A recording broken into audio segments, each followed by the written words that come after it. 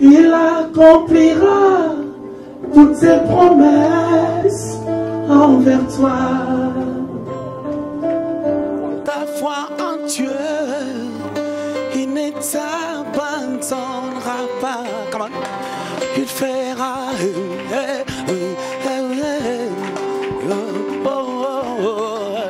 Il fera. Dieu est capable de faire tout ce qu'il dit. Il fera. Il accomplira toutes ses promesses envers toi. Garde ta foi en Dieu. Il ne t'abandonnera pas. Il fera. Il fera. Il fera. Comment? Il fera. Hey! Il fera.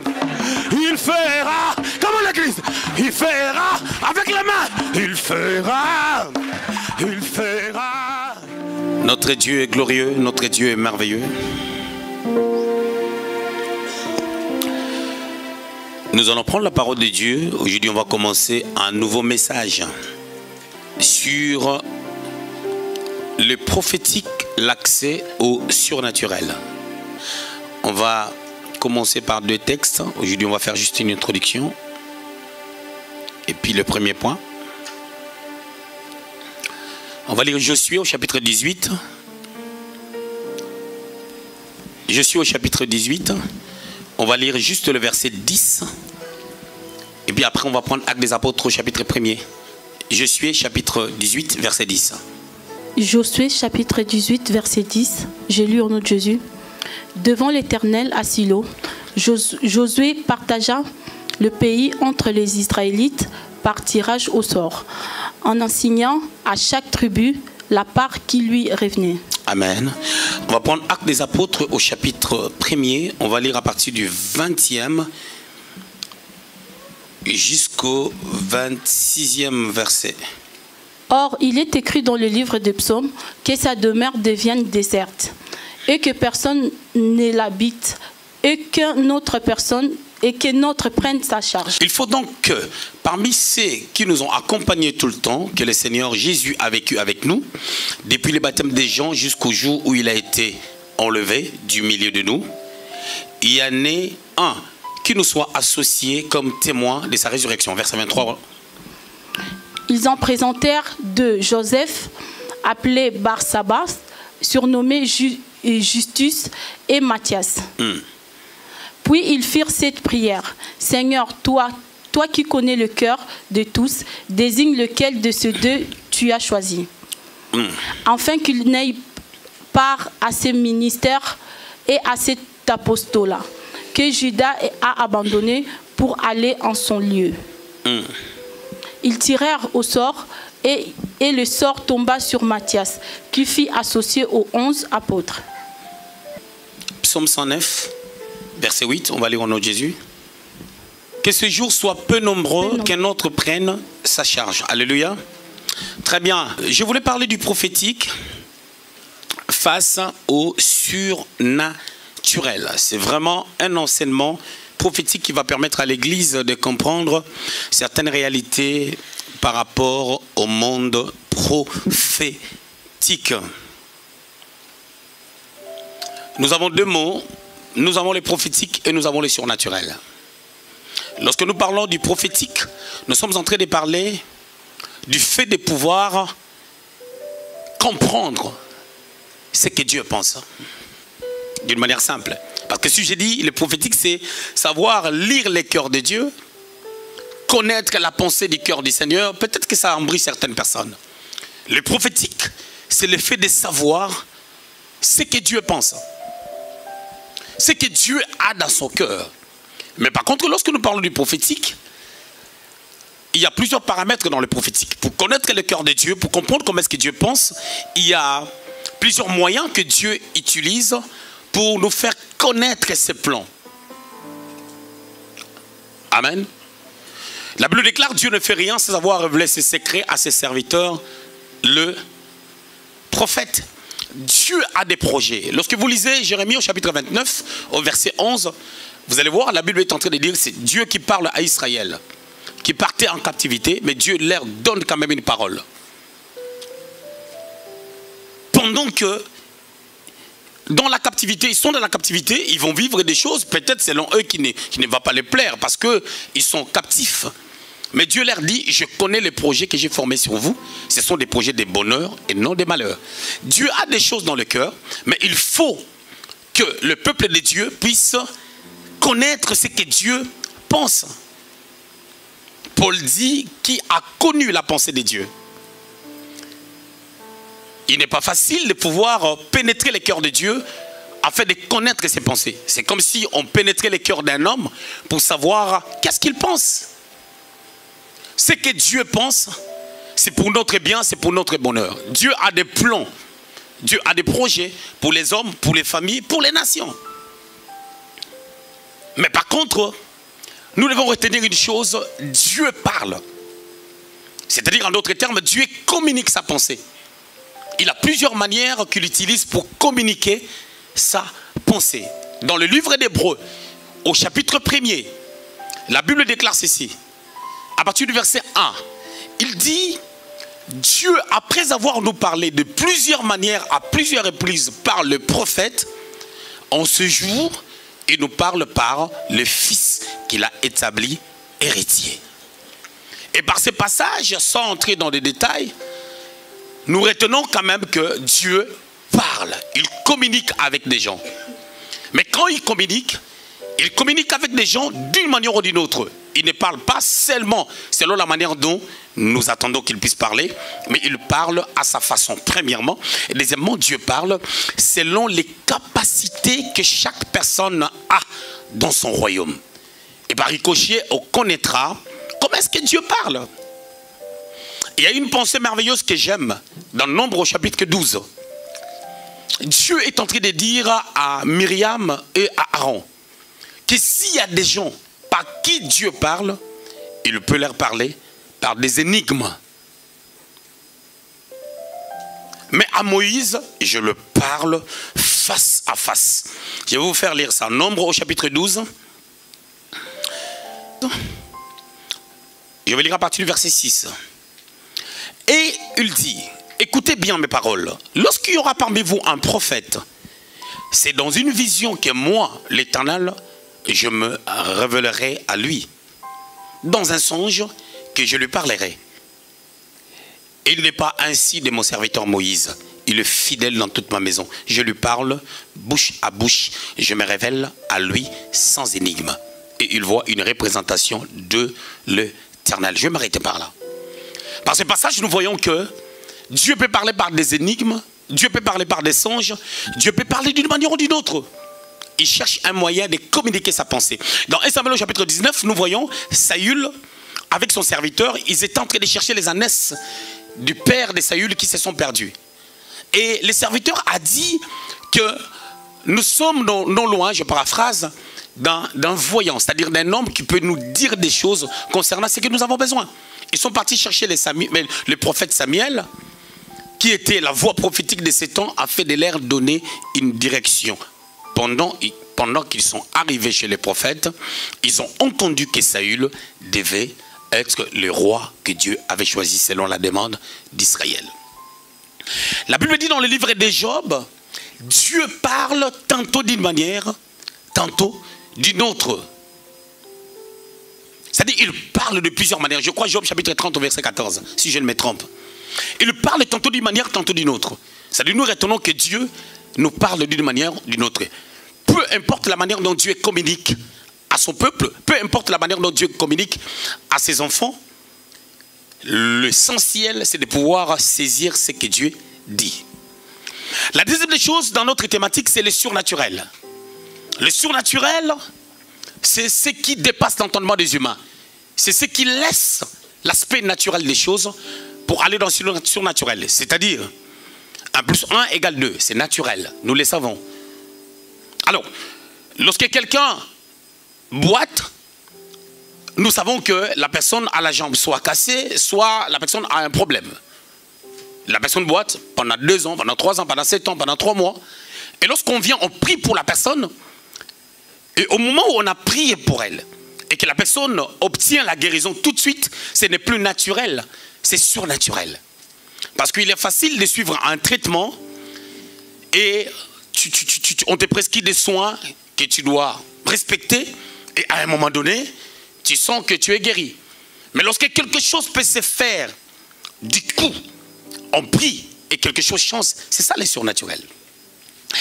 Lorsque Dieu peut révéler les choses cachées dans le cœur de quelqu'un, on entre dans le monde du surnaturel. Lorsque quelqu'un peut expérimenter quelque chose, un miracle, qui ne cadre pas le naturel, qui ne cadre pas les réalités de la vie, c'est que tout le monde connaît, ça devient le surnaturel. Mais qu'est-ce qui se passe? Le diable n'aime pas que le chrétien puisse vivre le surnaturel. Raison pour laquelle vous remarquerez que les gens sont très cartésiens en Europe, juste parce que le diable les a amenés à vivre dans des systèmes et ils ont du mal à voir le surnaturel. Donc, le surnaturel, en un mot, c'est ce qui dépasse l'intelligence des humains. Ce qui n'est pas naturel. Mais nous devons retenir les choses. Le surnaturel, c'est le monde de Dieu. Le surnaturel, c'est vraiment la fabrication divine. Made in Dieu. Le surnaturel, ce n'est pas l'affaire de l'homme. Même lorsque nous guérissons, vous devez comprendre une chose. Dieu ne descend pas pour guérir sans passer par l'homme. La Bible déclare dans Marc, au chapitre 16, je crois, au verset 17, la Bible dit, voici les miracles qui accompagneront ceux qui auront cru. À mon nom, ils guériront les malades. C'est-à-dire que ce n'est pas Dieu qui descend directement pour guérir la personne. Dieu passe par les hommes. Les hommes là guérissent. Il dit, à mon nom, vous guérirez. Mais vous guérirez à mon nom. Raison pour laquelle toute prière qu'on fait pour amener le miracle, pour amener le surnaturel, est faite au nom de Jésus-Christ. C'est-à-dire, la prière est faite par l'homme de Dieu, mais au nom de Jésus-Christ. C'est-à-dire, il y a des bases à respecter. C'est l'homme qui guérit, mais au nom de Jésus-Christ. Amen. Ça, c'est ce que la parole de Dieu dit. C'est pas ce que moi j'ai dit. À mon nom, vous guérirez. C'est vous qui guérirez les malades, mais à mon nom. Et on ne peut pas prétendre guérir sans le nom de Dieu. Et c'est par ricochet qu'on dit que c'est Dieu qui guérit, ou c'est le nom de Jésus-Christ qui guérit. Parce que le Seigneur nous a donné un nom. Philippiens au chapitre 2, verset 9. La Bible dit, son nom a été élevé. Il a été souverainement élevé en fait qu'au nom de Jésus, tous genoux fléchissent. Que les maladies fléchissent, que les problèmes fléchissent, que tout ce qui nous accable, que tout ce qui est difficile pour nous puisse fléchir au nom de Jésus. Lorsque le nom de Jésus-Christ est prononcé, le surnaturel devient palpable. Mais qu'est-ce que nous voulons dire par rapport à notre thématique? Nous voulons dire ceci. Le prophétique est l'accès au surnaturel. Pourquoi? Parce que quand tu ne comprends pas les temps, quand tu ne comprends pas qu'est-ce qu'il faut faire exactement, qu'est-ce que Dieu souhaiterait pour que tu entres dans le prophétique, c'est là où maintenant il n'y a pas d'accès. Mais pour expérimenter les surnaturels, il faut maintenant connaître ce qu'il faut faire. Par là, je vous l'ai dit qu'au-delà de lire les cœurs de Dieu, le prophétique, c'est le fait de comprendre qu'est-ce qui peut amener le surnaturel. Je vais vous donner un exemple simple. Je prends l'exemple de la femme à la perte de sang. Marc au chapitre 5. Cette femme à la perte de sang, en réalité, Jésus ne partait pas chez elle. Elle a croisé le Seigneur en chemin. Le Seigneur est en train d'aller chez Jairus. Pendant que le Seigneur allait chez Jairus, cette femme a pu entrer dans le méandre spirituel pour lire les cœurs de Dieu, là où le surnaturel habite, pour savoir qu'est-ce qu'elle doit faire pour qu'elle puisse vivre le surnaturel dans sa vie, afin que la perte de sang puisse s'arrêter. C'est par là qu'elle a développé l'intelligence pour connaître le mystère des manteaux et que le vêtement avait un rôle à jouer dans le surnaturel. Parce que ces vêtements touchent le corps du sacrificateur, touchent le corps du Seigneur. Et c'est en comprenant ces mystères. Vous savez, la Bible est entourée de mystères. Lorsqu'on parle de mystères, on parle de choses qui sont cachées. On parle des choses qu'il faut une intelligence de Dieu. Il faut entrer dans le prophétique pour comprendre c'est quoi le surnaturel. Comment il faut entrer dans le surnaturel. Ça demande une intelligence que Dieu donne. Et il y a toujours une bataille qui se fait entre l'intelligence que Dieu donne et l'intelligence des humains. Parce que l'intelligence des humains nous amène à calculer, à réfléchir, à avoir honte et à avoir peur. Parce que l'esprit que nous avions reçu n'est pas un esprit de timidité pour être toujours à la crainte. Cet esprit que nous avons reçu, ce n'est pas un esprit qui nous amène à demeurer dans la peur, comme Romain le dit. Mais c'est un esprit que nous avons reçu qui crie Abba, qui signifie Père. C'est un esprit qui se manifeste, qui nous amène à pouvoir sonder les choses, à connaître les choses, à savoir la profondeur des choses pour essayer de détecter la matière ou l'aspect qui peut t'amener à entrer dans le surnaturel. On retient très bien, ne perdons pas de vue, le surnaturel, c'est ce qui dépasse les naturels. Je travaille. Tu travailles, tu gagnes 3 000 euros. Ta femme travaille, elle gagne, je ne sais pas, 2 500 euros. 2 000 euros, ça fait dans votre ménage une affaire de 5 000 à 5 500 euros. Et après, vous vous retrouvez devant un banquier, vous avez un loyer que vous payez de 1 200 euros. Et le banquier va faire un calcul, va faire ses calculs, il va dire, écoutez, on peut vous faire un crédit, vous allez commencer à rembourser tous les mois 1 700 euros pour acheter une maison, un appartement, vous allez commencer à rembourser autant. Il fait le calcul, il voit qu'avec vos revenus, ça marche très bien. Ce n'est pas le surnaturel, c'est naturel. Et tout est basé sur le fait. Mais on parle de surnaturel lorsque tu n'es pas dans des conditions, mais un miracle se passe dans ta vie. Et ça, c'est possible dans tous les domaines de la vie. Mais sauf qu'en Europe, les gens ne croient plus au miracle, les gens ne croient plus au surnaturel. Quand on parle du surnaturel, nous parlons de miracles. Le surnaturel ne se repose pas dans la dimension des guérisons, mais le surnaturel touche tout aspect où nous pouvons expérimenter des choses qui nous amènent à dire waouh, des choses qui dépassent la sagesse, l'intelligence des hommes. C'est ça le surnaturel. Et on a dit que pour avoir l'accès au surnaturel, ce qui nous donne la clé du surnaturel, c'est le prophétique. Et le prophétique, c'est la capacité de sonder. On peut sonder les cœurs du miracle, on peut sonder les cœurs du surnaturel, on peut sonder les cœurs de Dieu. Tout ce qui est rattaché à la zone divine, on peut le sonder. Quand je dis sonder, c'est-à-dire connaître, avoir la capacité de connaître qu'est-ce que je dois faire, savoir ce que je dois faire pour entrer dans une certaine dimension. Raison pour laquelle je vous ai donné l'exemple de la femme à la perte de sang. Cette femme avait tellement souffert. Marc au chapitre 5. La Bible dit que cette femme avait dépensé tout son argent entre les mains des médecins. Elle a dépensé tout son argent entre les mains des médecins. C'est-à-dire au-delà des médecins, elle a vu pas mal de personnes pour qu'elle soit guérie parce qu'elle en souffrait. Une réalité qui ne dure que quelques jours. Pour certaines femmes, pour elles, ça fait 365 jours, mais tu paies par 12. Et c'était beaucoup. Et à un moment donné, elle a voulu comprendre qu'est-ce qui peut arrêter cette chose.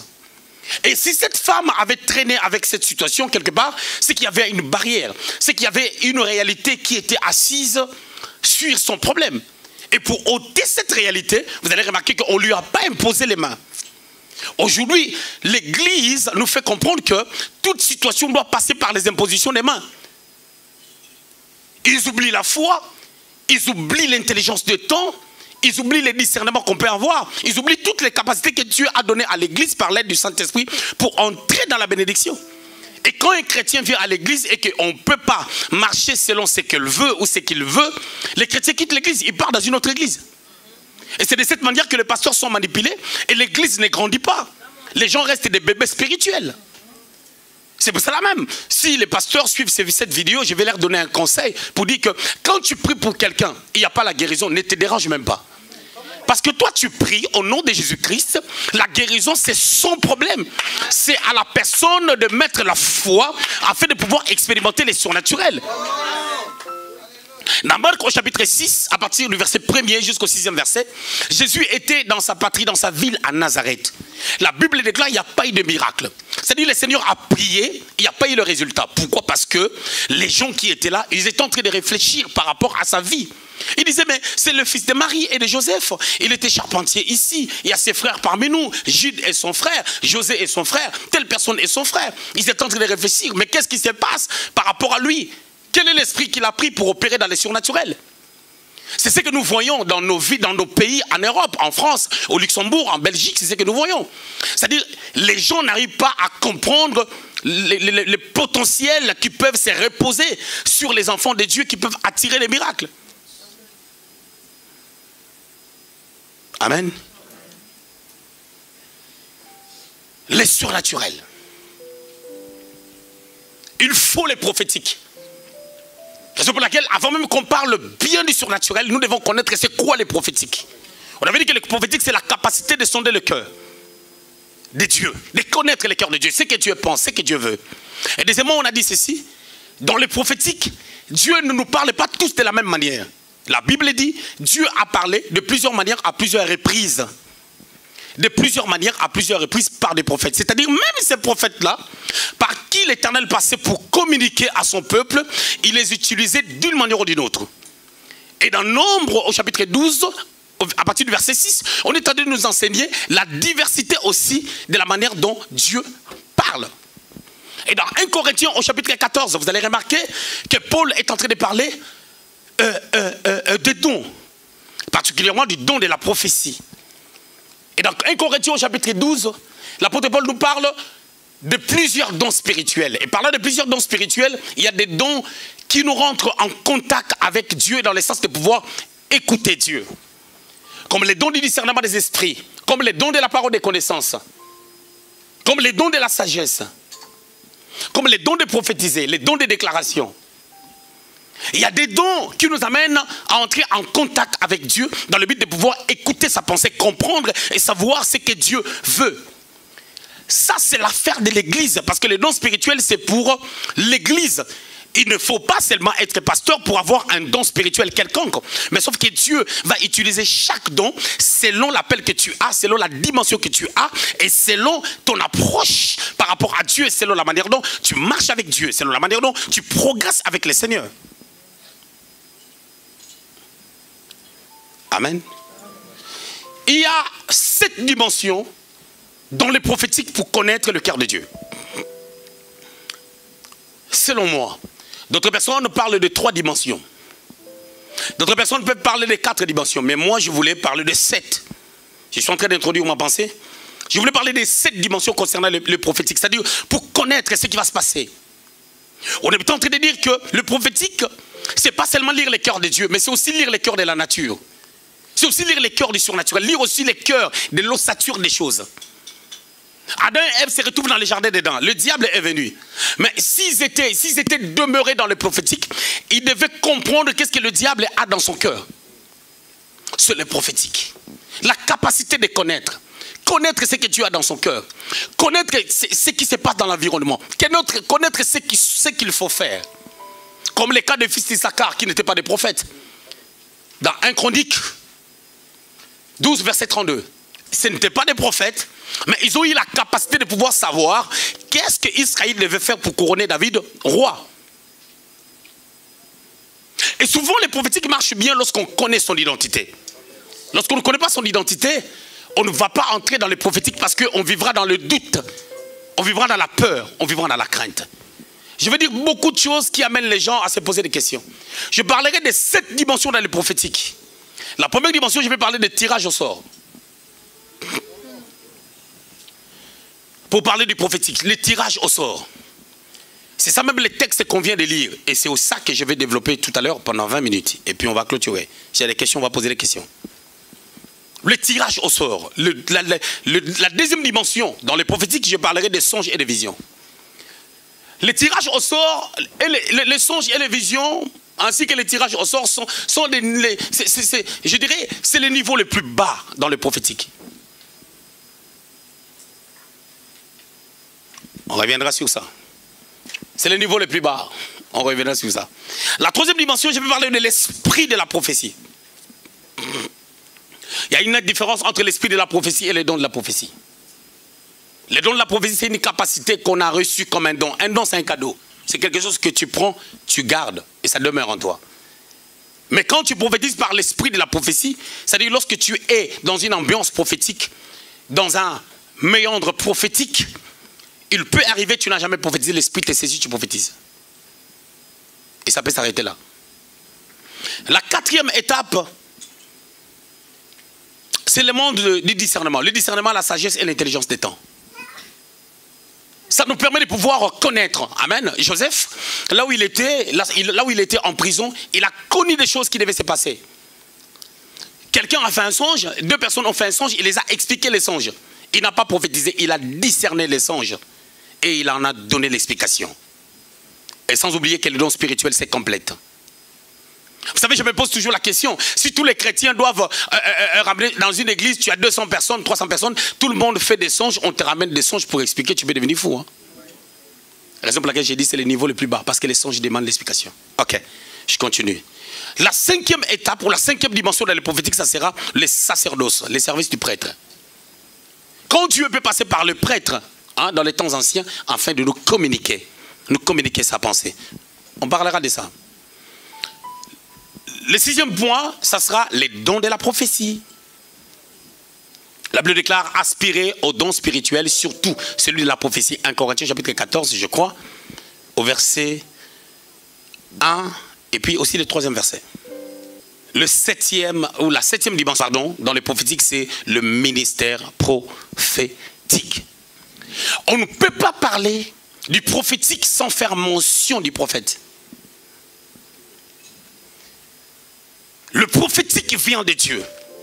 Mais Dieu a donné une touche particulière au prophète afin de pouvoir introduire les gens dans les prophétiques. Et c'est le palier, c'est la dimension la plus élevée dans les prophétiques. Et quand tu rencontres un prophète qui n'a pas une touche élevée dans l'exercice des dons, qui rentre en contact avec la lecture du cœur de Dieu ou l'écoute du cœur de Dieu, il y a un problème. La dimension la plus élevée, c'est le ministère prophétique. Mais pour être prophétique, il ne faut pas être prophète. Le fils d'Issachar n'était pas des prophètes. Mais ils étaient un peuple prophétique. La femme à la perte de sang n'était pas un prophète. Elle n'était pas prophétesse, elle n'était pas prophète. Marie, lorsqu'elle a accepté, dans le livre de Luc au chapitre 1er, 26 à 37, Marie a dit à l'ange qu'il me soit fait selon ta parole, je suis servante de Dieu. Elle a cru à des choses que les gens ont prophétisées autrefois. Elle a cru au prophétique, afin d'entrer dans ces jeux-là, avec toute la honte qu'elle allait subir par rapport à ce que les gens allaient dire, pour que le Seigneur vienne au monde. Elle n'était pas prophétesse, elle n'était pas prophète. Mais la même personne, à un moment donné, elle est venue chercher Jésus. Pourquoi? Parce que être prophétique, c'est un état d'esprit. C'est un comportement. C'est un caractère qu'on doit garder dans notre conduite. Être prophétique, on doit veiller sur son attitude pour être prophétique. On doit avoir une sorte d'intelligence des temps pour discerner les temps. Connaître comment garder cette dimension? Parce qu'on peut avoir une forte dimension prophétique en 2015, mais en 2017, on n'en a plus. Parce que tout passe par ton état d'esprit. Nous avions lu 2 ou 3 textes. Les 2 derniers parlent de la même chose. Psaume 109, verset 8. Ça parle de ce qu'on a lu dans Actes au chapitre 1er. Ça parle un peu de ça.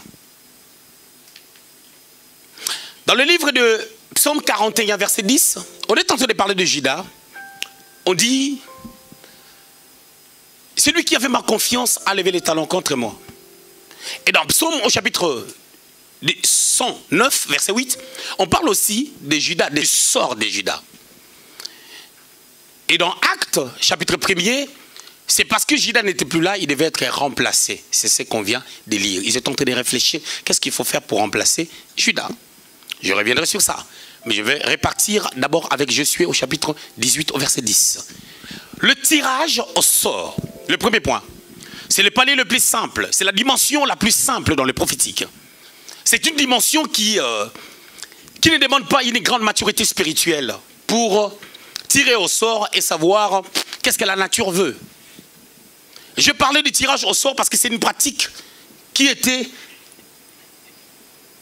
utilisée dans les temps anciens, dans la Bible, et plus encore les apôtres au début de leur ministère, ils ont tiré au sort. Ils voulaient savoir qu'est-ce qu'on doit faire. Amen. Alors, ils ont tiré au sort. Dans le livre de Josué, vous allez remarquer une chose. Josué, au chapitre 18, verset 10, la Bible est en train de dire que Josué a fait le partage de toute la terre des Canaan aux enfants d'Israël par tirage au sort. Et c'est quoi le tirage au sort? C'est une capacité qui nous permet de pouvoir arrêter toutes sortes de contestations, ok, en faisant un geste, soit avec une pièce, soit avec une pierre ou avec un autre élément. Et on choisit soit le pile, soit le face pour pouvoir savoir qui gagne. C'est comme si on prend la pièce de monnaie. Et en prenant la pièce de monnaie, un exemple bête, on prend la pièce d'1 euro. On voit, de l'autre côté, il y a le figie où il y a le visage d'une personne. Et de l'autre côté, il y a le montant en fait de la pièce. 1 ou 2 euros. On s'est dit, il y a un tirage au sort pour choisir à qui est-ce qu'on va donner cette terre. On prend ça, on dit, toi tu choisis là où c'est écrit 1. Lui, pardon, il choisit là où il y a le visage. On jette le machin, quand ça va tomber par terre, si ça sort là où toi tu avais choisi, que toi, c'est là où il y a les chiffres, et automatiquement, on te donne la terre.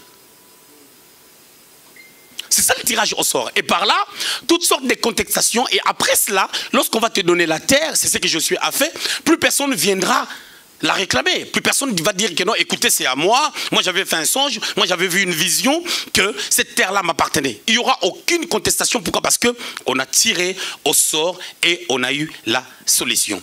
Le tirage au sort ne disait pas exactement ce que Dieu pense. Dieu peut penser à autre chose, mais on fait le tirage au sort. Du moins, on a la paix parce qu'on a tiré au sort. C'est vraiment la dimension la plus simple. Le tirage au sort, c'est une forme de signe qu'on demande à Dieu. Il est très important, c'est un conseil que je peux donner, quand tu veux te lancer dans une affaire, des mariages, d'entreprise, je ne sais pas, le choix d'une église, il est toujours important de pouvoir demander un signe à Dieu. La dimension la plus simple dans les prophétiques. Tu peux chercher à tirer au sort, pas en utilisant un objet, mais tu peux tirer au sort en disant à Dieu, par exemple, je veux commencer à prier dans telle église. Je vais être membre de cette église. Seigneur, lorsque je vais aller là-bas, que la prédication qui sera annoncée parle de ma vie, parle d'une partie de ma vie. Il faut que je me sente visé. Automatiquement, c'est comme si tu tirais au sort. Mais écoutez, mais quand est-ce que le tirage au sort ne marche plus? C'est lorsqu'on atteint la maturité. Au lieu d'écouter Dieu, soit au lieu de reconnaître les signes d'avant, on continue à demander des signes à Dieu. Mais quand est-ce que les gens continuent à demander des signes à Dieu? C'est lorsqu'on a fait 1 année dans une église, 6 mois dans une église, 2 ans dans une église, mais pendant qu'on a des problèmes avec des gens. On s'accroche avec des gens. Mais on ne regarde pas ce qu'on fait. Mais on regarde seulement ce que les autres font. On va rentrer à la maison, on va prier, Seigneur, montre-moi si ça c'est vraiment mon église. Ce sont des bêtises. Vous savez, il y a des gens qui ont la facilité de dire certaines choses. Hein. Il y a des gens qui ont la facilité de venir même chez certaines personnes pour dire ces cheveux-là, vraiment, c'est moche. Hein? Qui te l'a fait? C'est vraiment moche. Mais tu ne sais pas quand tu es en train de dire quelque chose comme ça, qu'est-ce qui se passe dans son cœur? Mais si une autre personne est suscitée en face de toi pour te dire la même chose, comment tu vas concevoir ça? La facilité de dire certaines choses avec toute la facilité du monde. Mais après, quand il y aura la bataille, quand vous allez vous cogner, on va aller prier, on va aller demander à Dieu, Seigneur, montre-moi si ça c'est son église. Si ça c'est mon église, pardon, ce sont des bêtises. C'est vraiment les niveaux les plus bas. Mais des fois, c'est même pas quelque chose que tu as fait. Des fois, c'est toi qu'on attaque. Mais ce n'est pas la raison d'aller demander à Dieu, Seigneur, est-ce que ça, c'est ça mon église? Et je vais aller plus loin. Il y a des gens qui posent des questions jusqu'aujourd'hui. Il est avec un homme pendant 7 ans, pendant 4 ans, pendant 5 ans. Il pose encore la question à Dieu pour savoir si c'est l'homme de sa vie. Pendant qu'elle a écarté ses jambes devant cet homme-là, je ne sais pas combien de fois, on ne peut même pas compter. Mais si on t'avait dit, avant que tu te maries, que cet homme-là, ce n'est pas l'homme de ta vie, est-ce que tu allais accepter? Mais arrêtons de s'embrouiller. Jésus dit, celui qui tire la charrue ne regarde plus en arrière. Vous devez apprendre à se battre dans vos vies. Comprendre que la paix se gagne. Et la vie, ce n'est pas facile. Il faut être un battant. Vous croyez que c'est avec facilité que nous allons amener le réveil dans cette nation? Non, mais c'est avec beaucoup de combats que nous allons faire face à pas mal de réalités. On va faire face à pas mal de réalités dans cette nation. Pour amener le vrai réveil dans cette nation, ce n'est pas facile. Ce n'est pas des blagues. Ce n'est pas que tu dors, tu te réveilles comme ça. Si c'était facile, tout le monde allait le faire. Ce n'est pas facile, il faut se battre. Le tirage au sort, je disais, c'est le niveau le plus bas. Mais qu'est-ce qui a amené Josué, fils du prophète? Josué chapitre 1, verset 1. La Bible parle de lui comme étant le serviteur de Moïse et Moïse serviteur de l'Éternel. Mais il se passe quelque chose dans la vie de Josué. Au verset 8, Dieu lui dit que ce livre de la loi ne s'éloigne point de ta bouche. Mets le jour en lui, afin que tu aies du succès dans tout ce que tu entreprendras. On lui parlait de Pentateuque. On lui parlait, en d'autres termes, on lui parlait de la loi que Moïse a pu donner. Lévitique et Deutéronome.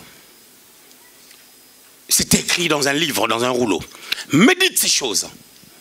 Et il y a plusieurs commentateurs qui disent même qu'il y a eu d'autres choses que Josué a rajoutées dans ce que Moïse a écrit.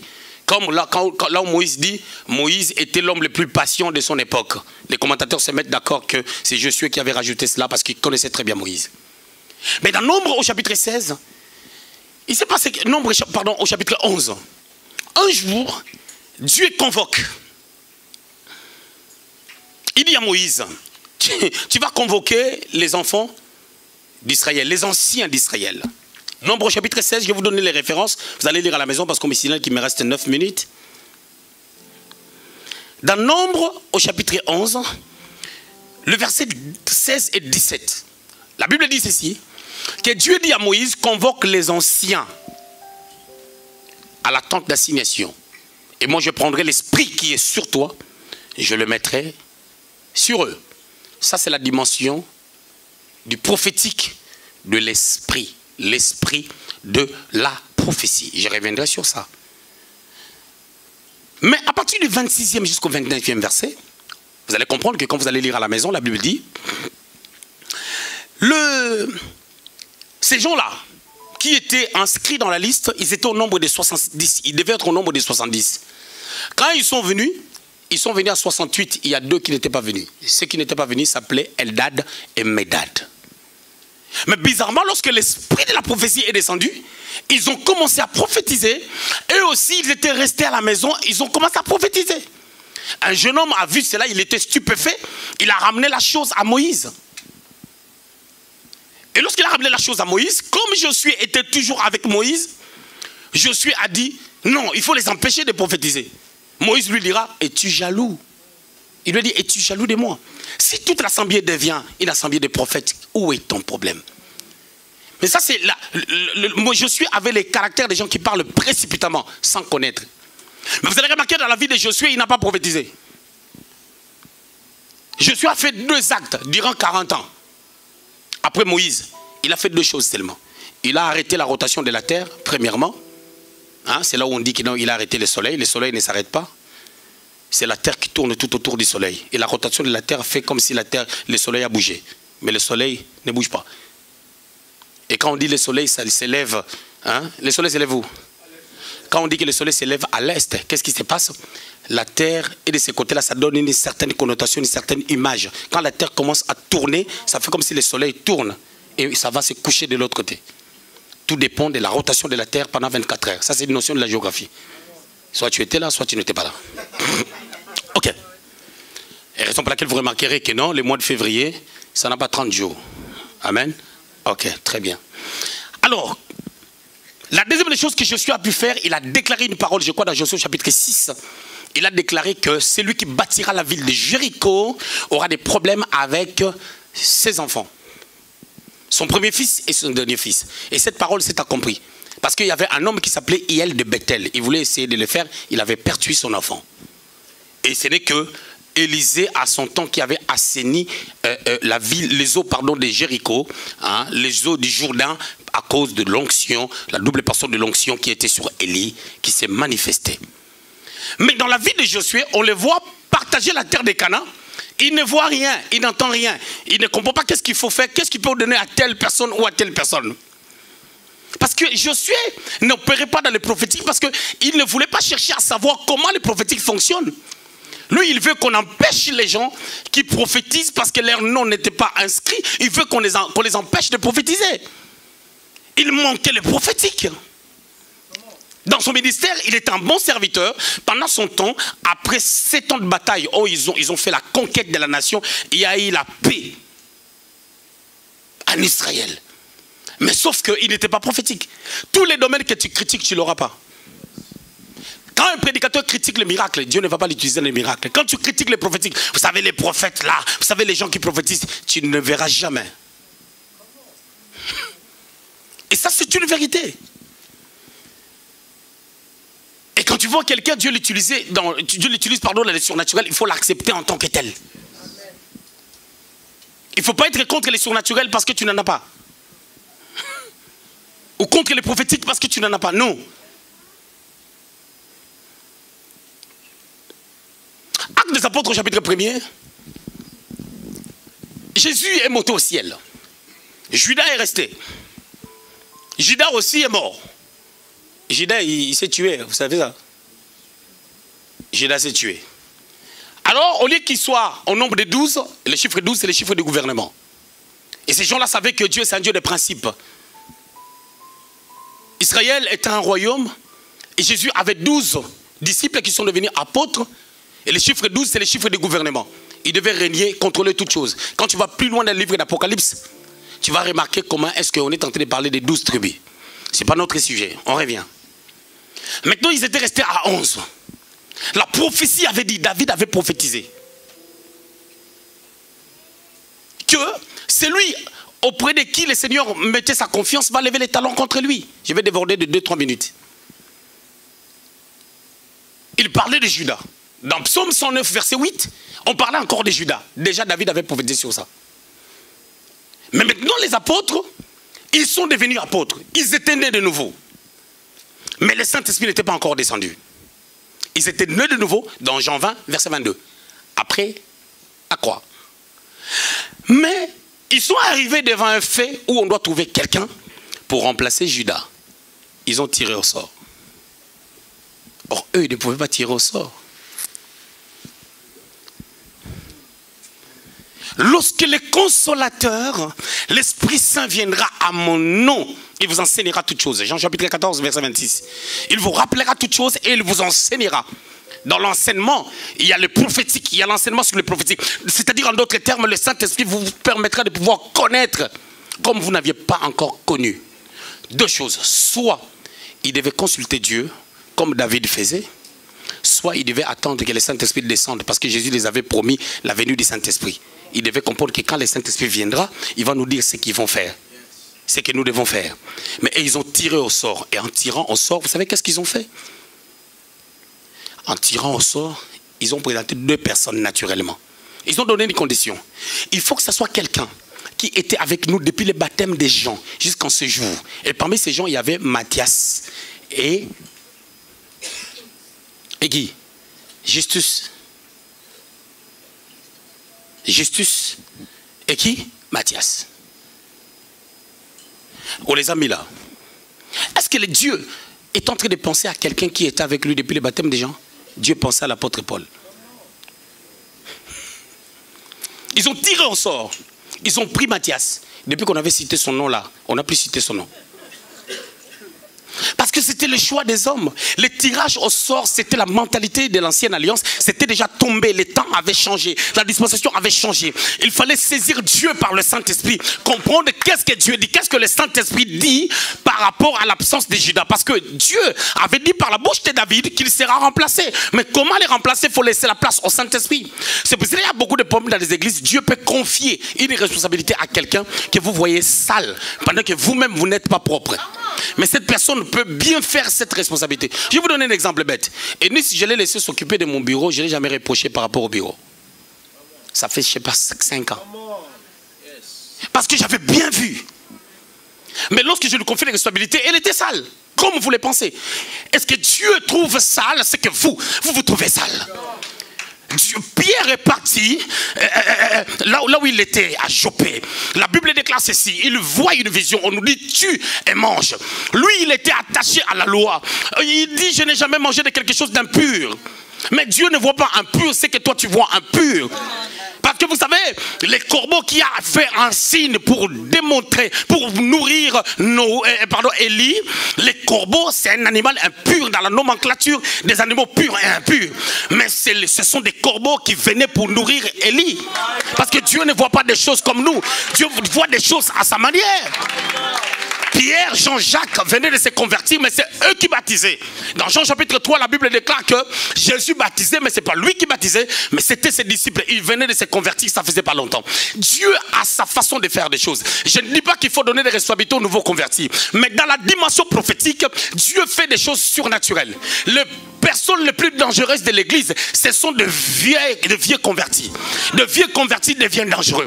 Vous êtes de vieux convertis, raison pour laquelle vous êtes devenus des dangers pour vos frères et pour vos sœurs. Et vous n'avancez pas parce que vous êtes devenus de vieux convertis. Vous avez fait peut-être d'autres églises. Peut-être vous êtes avec moi depuis 10 ans, depuis 7 ans, depuis 8 ans, depuis 14 ans. Je ne pense pas que ton miracle doit attendre 14 ans, doit attendre 10 ans, doit attendre 9 ans pour que ça vienne.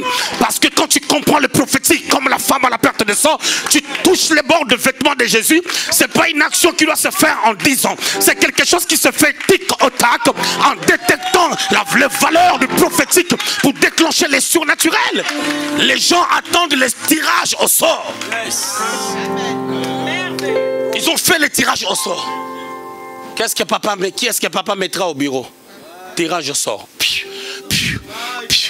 Celle-là, elle est comme ceci. Celle-là, vous savez, tous les milâtres sont considérés comme des personnes à problème. Vous savez ça? Et quand on voit une milâtre, on dit c'est une pute. Et vous aussi qui épousez des miracles, vous n'avez pas peur de tout ça? Des chantages. Dans la vie, il faut faire ce que tu veux. Et quand tu les sens. Vous comprenez les prophétiques. Mais l'apôtre Paul dit, Actes des Apôtres au chapitre, 1 Corinthiens 5. Donc qu'est-ce que je dis moi? 1 Corinthiens chapitre 15. Mon temps est fini, hein? 1 Corinthiens chapitre, je vais finir. 1 Corinthiens, c'est la loi mais je vais finir. La loi est tombée. 1 Corinthiens au chapitre 15. Je vais atterrir par là. 30 secondes, je finis. S'il vous plaît. 1 Corinthiens chapitre 15. Vous allez voir quelque chose de merveilleux.